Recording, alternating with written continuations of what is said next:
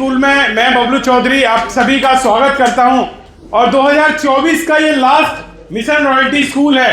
आप बहुत लकी हो कि 2024 के लास्ट मिशन रॉयल्टी स्कूल का आप हिस्सा हो, क्योंकि ये 2024 और ये आज की तारीख जिंदगी में हमारी लाइफ में कभी नहीं आएगी।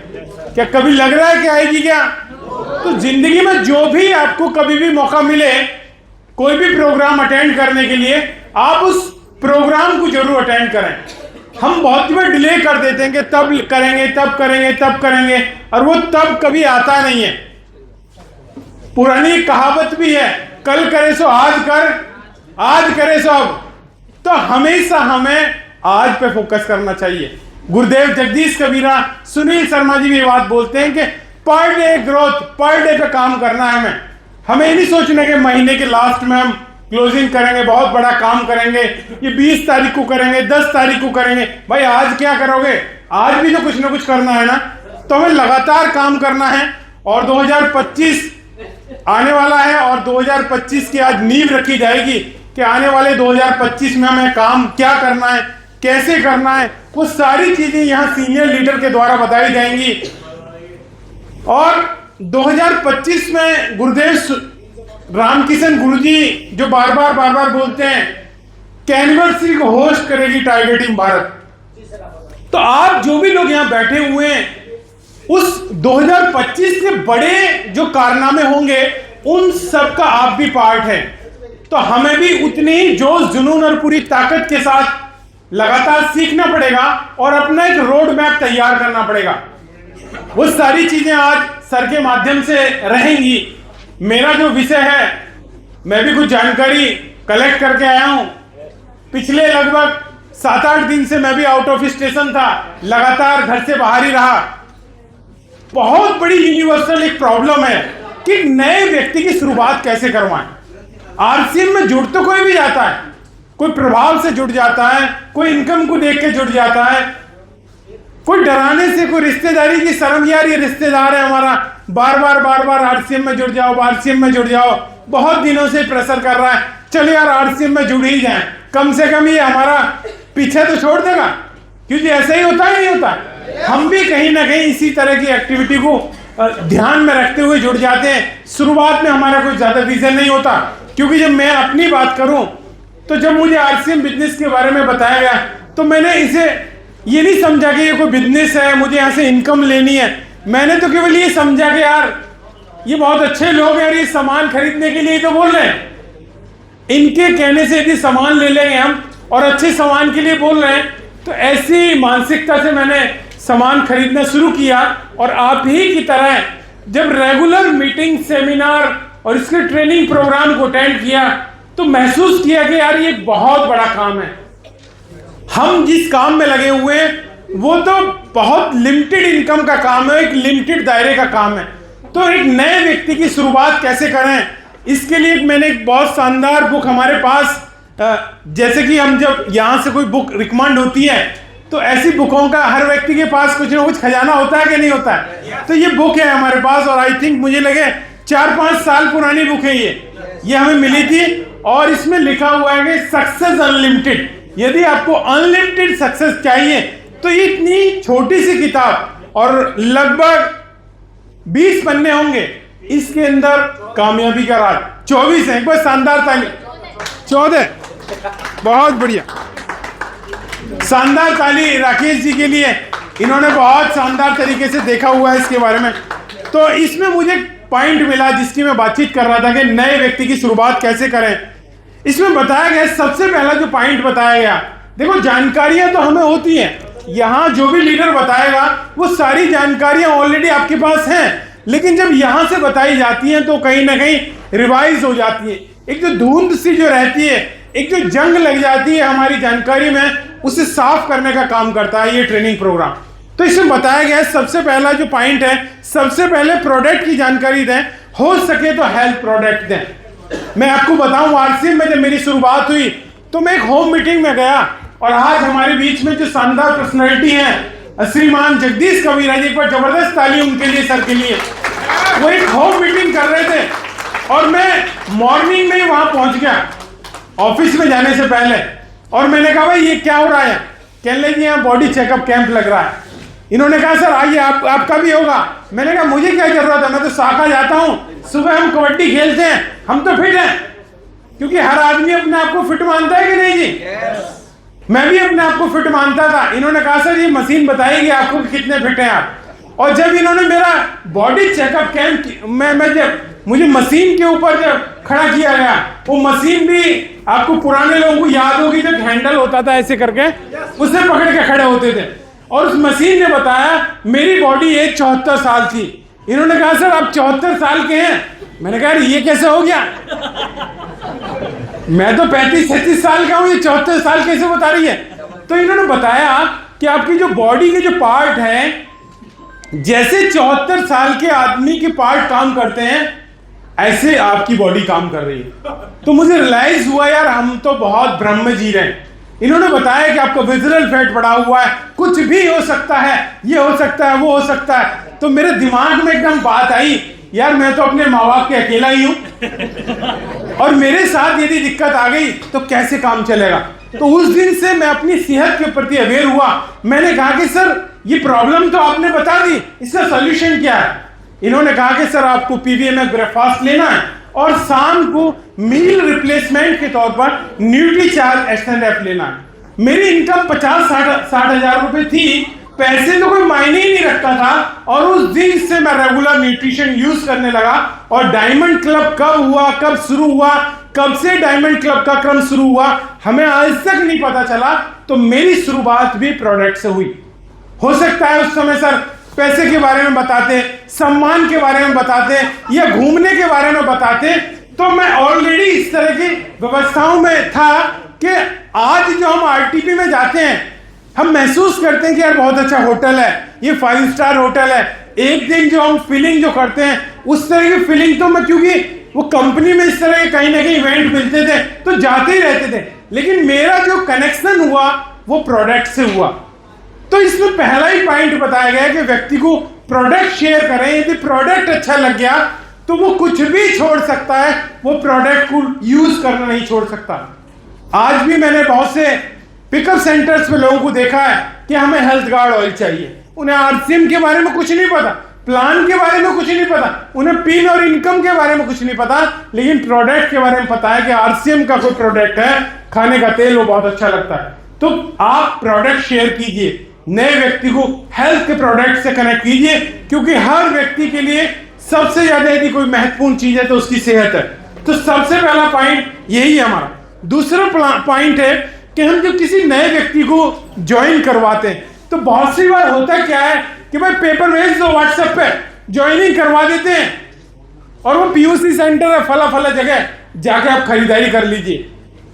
नया आदमी क्या करता है, मैंने देखा है बहुत सी बार और आप लोगों ने भी महसूस किया होगा, जब वो नया व्यक्ति स्टोर पे जाता है ना तो एक तो उसकी फीलिंग नहीं होती है कि यार ऐसी भी कोई दुकान है क्या, यहाँ तो कोई पूछ ही नहीं रहा जी क्या चाहिए। वरना किसी लाला जी की दुकान पे आप जाओ, वो पूछे क्या चाहिए, और यहाँ तो खुद ही घूमना होता है, तो एक तो उस तरह के घूमने का उसका अनुभव नहीं होता।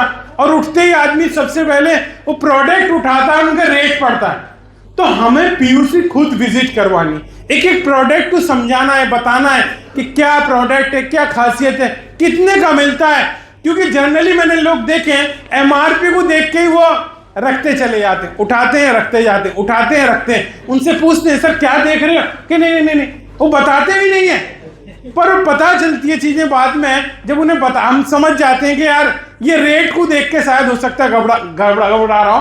तो हमेशा व्यक्ति के साथ सेंटर पे जाइए, हो सकता है वहां की कुछ व्यवस्थाएं ऐसी हो कि नया व्यक्ति हो सकता है उसे समझ में ना आए कि यार बता रहे थे बहुत बड़ी कंपनी है, सारी चीजें मिलती हैं, यहाँ तो वो तो है ही नहीं जो हम लेने के लिए आए। तो उसे आप बता सकते हो, समझा सकते हो, और एक नए बच्चे की तरह हमें उसे ट्रीट करना होता है। तो नए व्यक्ति को हमेशा पीयूसी विजिट करवाएं और उसे प्लान बुक जरूर दिलवाएं, क्योंकि प्लान बुक से ही उसे प्रोडक्ट भी देख लेगा आगे कि क्या क्या प्रोडक्ट यहाँ मिलेंगे। साथ ही साथ कुछ आरसीएम के बारे में भी उसे बुक में जानकारी मिल जाएगी। हम सब कुछ खरीदवा देते हैं, पर मार्केटिंग प्लान का जब नंबर आता है तो वो नया व्यक्ति तो कतराता ही है, जो दिलवाने गया वो भी कहता सर अगली बार दिलवा दें। तो हमेशा प्रोडक्ट के साथ साथ बुक जरूर दिलवाएं, क्योंकि बुक से ही आदमी को उसके बिजनेस के बारे में जानकारी मिलती है। तीसरा पॉइंट जो इसमें महत्वपूर्ण लिखा हुआ है वो ये है कि हमें मंथली जो सेमिनार है अपना उसकी जानकारी देनी है, क्योंकि आरसीएम क्या है वो हम नहीं समझा सकते। आरसीएम से क्या मिल सकता है, मीटिंग सेमिनार में ही उसे पता चलता है और वहीं वो माहौल में जाके समझता है। वहां देखता है कि यार कोई व्यक्ति ऐसा है जिसपे ऑलरेडी आर्मी का कार्ड है, जिसे ऑलरेडी 30-40% की छूट मिल सकती है, वो भी आरसीएम में दीवाना है, तो वो सेमिनार में जाके कहीं ना कहीं रिलेट करता है। वो देखता है कि यार कोई हाउसवाइफ ये काम कर रही है, कोई ऑलरेडी जॉब पे है वो भी काम कर रहा है, इतने बिजी शेड्यूल के बाद भी लोग टाइम मैनेज कर रहे हैं, तो इस सेमिनार में जाके आदमी समझ पाता है। तो बहुत महत्वपूर्ण रहता है कि जो भी व्यक्ति हमारे साथ जुड़े उसे जल्दी से जल्दी अपने आने वाले एक शानदार मंथली सेमिनार की जरूर जानकारी दें।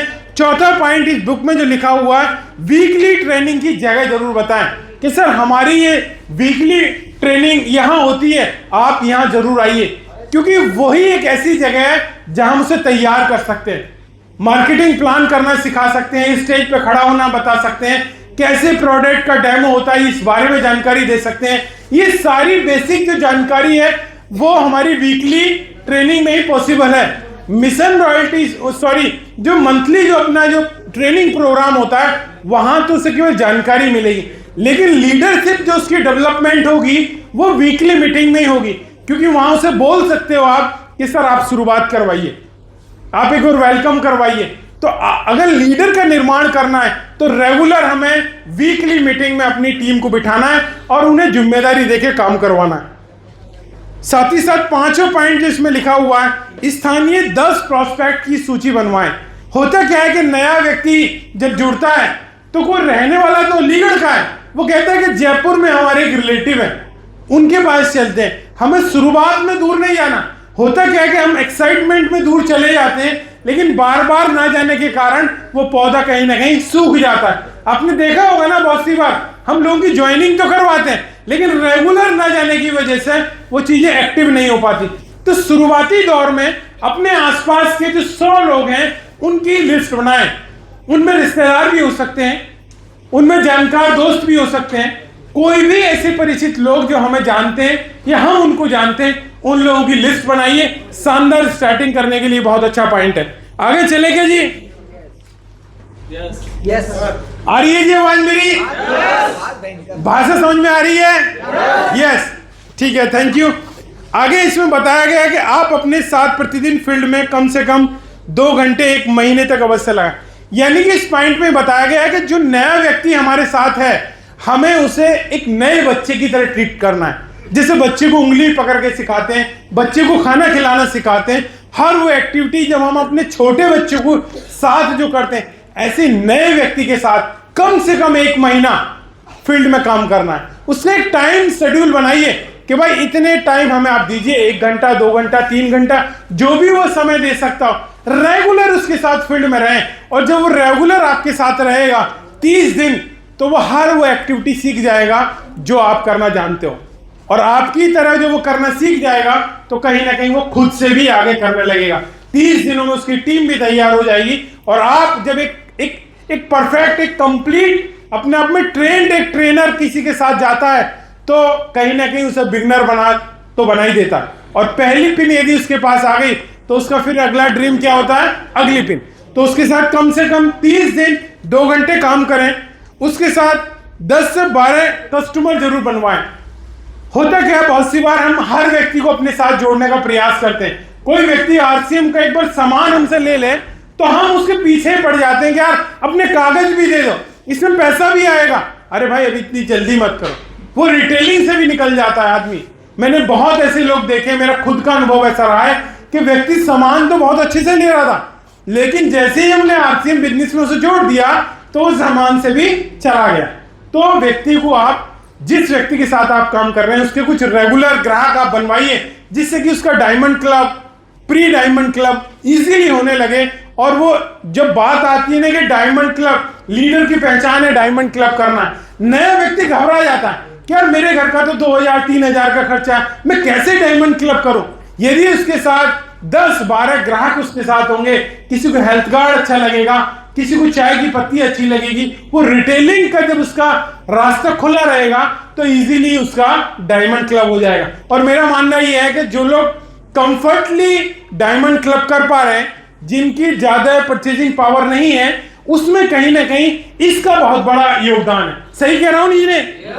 क्योंकि अगर किसी की इनकम है ऑलरेडी 60-70 हजार रुपए की इनकम उसकी है, तो उसके लिए खरीदारी करना, डायमंड क्लब की खरीदारी करना वो ज्यादा बड़ा इश्यू नहीं होता। एक मैंने वीडियो कल ग्रुप में डाली थी, मैं ऐसे ही सामान लेने के लिए गया, मैंने आज तक कभी ध्यान नहीं दिया कि हम महीने में कितना खरीदते हैं, लेकिन जब वो घर की लिस्ट लेने गया और उस घर की लिस्ट में भी कुछ ही सामान थे, बहुत तो ऐसे कभी आए नहीं है, तो वही 10,580 का हो गया। लेकिन उसे खरीद कौन पाएगा? जिसकी इनकम है इस तरह की। तो हमें कहीं ना कहीं ये भी देखना पड़ेगा कि हमारी जो टीम में जिन लोगों को हम अपने साथ जोड़ रहे हैं वो थोड़े परचेजिंग पावर भी स्ट्रांग हो। तो जल्दबाजी ना करें, उसे यूजर ही बने रहने दें, प्रोडक्ट ही दें। अभी कुछ दिन पहले एक व्यक्ति हमारा टप्पल में घर हॉस्पिटल के सामने है, तो किसी ने कहा कि आप जो है जहां वो इंजेक्शन लगता था कुत्ता काटने वाला, वहां बंदा अपना ही था। तो उसने कहा कि यार इसे इंजेक्शन तो आपके लग गया, लेकिन आप आरसीएम का नीम का साबुन लाइए और उससे साफ करो इसे। तो वो नीम का साबुन हमारे यहाँ लेने आया, तो मैंने उसे खुले पैसे की जगह शैम्पू का पाउच दे दिया। तो नीम का साबुन तो उन्हें आज तक नहीं समझ में आया, लेकिन वो जट्टारी से टप्पल के शैम्पू ही लेने आते हैं। और मैंने कभी उन्हें जोड़ने के लिए भी नहीं कहा। वो 2-2, 3-3 दिन भी कॉल करते हैं कि सर वो हमारा शैम्पू वाले बोल रहे हो ना आप। मैंने कहा हाँ मैं शैम्पू वाला ही बोल रहा हूँ कि वो हमें वो चाहिए थी शैम्पू की 2 बोतल दे दो सर, कम मिलेंगी। मैंने कभी उन्हें ये भी नहीं कहा कि आप जट्टारी के पीयूसी जाइए, और मैंने कभी किसी आरसीएम के लीडर को भी नहीं कहा कि आप उन्हें दे के आइए, क्योंकि मुझे पता है कि वो गलती कर देगा, वो जाते ही कार्ड ही बना देगा उसका, उससे वो करोड़पति बनाने के चक्कर में रहेगा। लेकिन लोग ग्राहक हैं, और ग्राहक से मालिक बनने में, बिजनेसमैन बनने में समय लगता है। तो हम इस पर काम कर सकते हैं, 10-12 कस्टमर बनवा सकते हैं। उसकी 10 शॉपीज, यानी कि इसने बोला डिस्प्ले वॉल, अगर हम डिस्प्ले वॉल अगर उसकी खुलवा देंगे 10,000 से, तो कहीं ना कहीं रिटेलिंग भी अच्छी से कर पाएगा, घर में यूज भी कर पाएगा। और जिन लोगों की डिस्प्ले वॉल है वो शानदार तरीके से प्रोडक्ट को भी शेयर कर पाते हैं, और उनका डायमंड क्लब भी इजीली हो जाता है। और जिन साथियों का आपने डिस्प्ले वॉल खुलवाया होगा, वो आज कहीं ना कहीं इस मीटिंग का हिस्सा भी होंगे, क्योंकि business is equal to stock, और हमारे पास स्टॉक ही नहीं है तो हम किस चीज के बिजनेसमैन हैं। अगर कोई साथी हमसे चाय मांगने लगे, और चाय लाए थे हम एक, और वो भी हमने डिब्बे में खाली कर ली, तो फिर वो इंतजार नहीं करता, वो पास वाली दुकान से ले आता। तो डिस्प्ले वॉल जरूर आप खुलवाइए। डिस्प्ले वॉल से उस व्यक्ति का स्टार्टअप होता है, उसके परिवार वाले भी प्रोडक्ट उसकी एब्सेंस में सेव कर देते हैं, तो उसे लगता है कि यार कोई बिजनेस शुरू हो गया और हमारी रिटेलिंग भी आसानी से होने लगी। तो किसी व्यक्ति का यदि आप सही स्टार्टअप करवाना चाहते हैं तो डिस्प्ले वॉल जरूर खुलवाइए। और डिस्प्ले वॉल के ऊपर गुरुदेव ने बहुत अच्छी ट्रेनिंग भी दी है, और बहुत मुहिम हमारी टीम में चली है। और मेरा मानना यह है कि डिस्प्ले वॉल की ऑफ सक्सेस है। अगर आप कामयाब होना चाहते हैं तो अपनी टीम में ज्यादा से ज्यादा डिस्प्ले वॉल खुलवाइए, और डिस्प्ले वॉल को शानदार तरीके से सेलिब्रेट करें।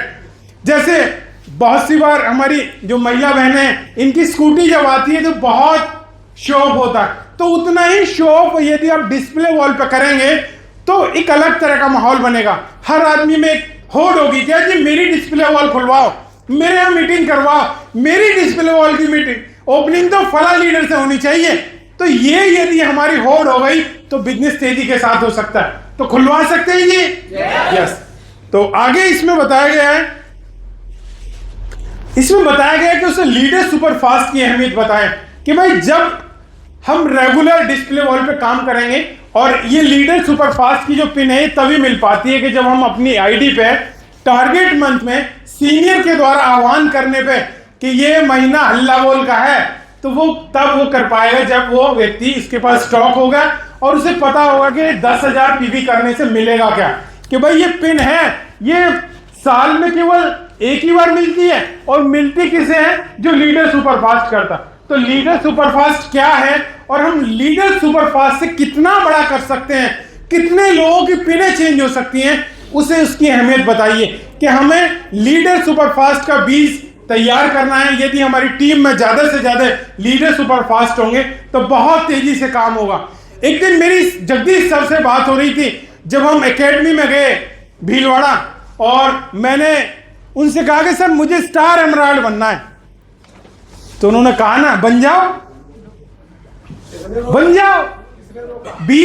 20 साथी ऐसे तैयार करो जो 10 लीडर सुपरफास्ट तैयार कर ले, आप स्टार एमराल्ड बन जाओगे। अब मैंने वो कागज पर लिखा, बनाया, और मेरे दिमाग में उस दिन से ये पिक्चर चल रही है कि हमें 20 ऐसे साथी तैयार करने हैं जो 10 हजार वाले 10 साथी जिसके साथ होंगे, स्टार एमराल्ड आप बन जाओगे। और ये 1 तारीख को यदि हो गया तो गुरुदेव के जो आंकड़े हैं, जो बिजनेस 1 तारीख को होता है उसका 3 गुना बिजनेस लास्ट डेट तक होता है। तो यदि किसी भी साथी को कुछ भी करना है तो ये जो लीडर सुपरफास्ट का जो कमाल है ना, इस पे फोकस करना पड़ेगा। जब भी कभी हर हर महादेव हो तो ऐसे लोगों की फौज आप तैयार करें जो इजीली 10,000 पीवी कर पाए। ऐसा ना हो कि उसने महीने में तो वो 100, 200, 500 पीवी कर रहा था और 10,000 करते हुए वो बिल्कुल चारों खाने चित्त हो जाए। तो यदि वो डायमंड क्लब करेगा, डिस्प्ले वॉल मेंटेन करेगा, तो उसके लिए आसानी से 10,000 पीवी हो जाएगा। और मेरा मानना यह है, जिन साथियों ने सितंबर में 10,000 पीवी किया था, वही लोग अगले महीने डायमंड क्लब भी रेगुलर कर पाए। वरना इतना ज्यादा उन्हें भारी लगा कि वो कहीं ना कहीं अभी भी कवर ही नहीं कर पा रहे। तो हमें डिस्प्ले वॉल पे काम करना है, लीडर सुपरफास्ट के महत्व को बताना है कि क्या इससे हो सकता है। अगले पॉइंट पे जाएं क्या जी? इसमें अगला पॉइंट बताया है कि हमें उस व्यक्ति को यह भी समझाना है जब रेगुलर काम करेंगे कि भाई लॉ ऑफ एवरेज काम करता है। यदि हम 4 लोगों से बातचीत करेंगे तो एक व्यक्ति हमारे साथ आरसीएम बिजनेस में आएगा। आप उसके लिए चाहे मुझे प्लान देने के लिए ले जाइए, चाहे नए व्यक्ति को भी आप प्लान देने के लिए ले जाइए, वो एवरेज कहीं ना कहीं वहीं आता है। नए व्यक्ति को क्या लगता है कि वो जब ज्यादा क्लोज लोगों से बातचीत करता है और उसे ना ना ना ना आती है तो फिर वो 5 को कॉल ही नहीं करता। कह ले यार ये कोई मानता ही नहीं है। आज भी बहुत से ऐसे लोग हैं हमारे साथ जुड़े हुए, कह ले जी हम प्रयास तो बहुत कर रहे हैं पर कोई जुड़ता ही नहीं हमारे साथ। और वो एक्चुअल क्या, प्रयास ही महीने 2 महीने में एक व्यक्ति से करता है, जब हम उसे कहते हैं और वही मना कर देता है। तो कहीं ना कहीं ये लॉ ऑफ एवरेज है। अगर आपको अपनी टीम में 10 लोगों को ज्वाइन करवाना है तो भाई 50 तक तो हमें पहुंचना पड़ेगा ना, जब भी तो 10 लोगों की ज्वाइनिंग होगी। अब हम महीने में बात ही 4 से कर रहे हैं तो ज्वाइनिंग कितनी आएंगी जी? 0। तो हमें ज्यादा ज्वाइनिंग करनी है तो ज्यादा लोगों को प्लान दिखाना पड़ेगा।